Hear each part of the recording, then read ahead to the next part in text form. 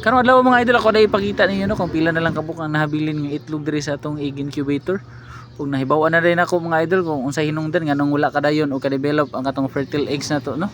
Ug nagpilit ra siya sa usa ka side tungod kay diri dapita mga idol wala na ko naduot. Wala siya nasampak. Kay ug nasampak po to siya mga idol, motuyok dito siya. Kay wala man siya na ko naduot, but pasabot nagsteady lang to siya, wa to siya na bali-bali. Andri adyo dapita nga to ang natarong ang mga itlog sa Rhode Island Red mao nga mas daghan ang na-fertile ug na-develop jud siya. Ug para mahibaw na to ung tuyok pa gyud siya ato siya pinduton diri mga idol kani positive sign. Mao na siya i-testing niya kung ganahan ka makita nimo nga magtuyok siya. So nagtuyok siya, hinahinay ra na siya mga idol. Every 2 hours ang iyang pagtuyok ani. Nandiri dapita lang kaning tulo nga roller wala na ko nasampak. Mao nga wala to na dayon pagka-develop ang itlog sa atong white leghorn.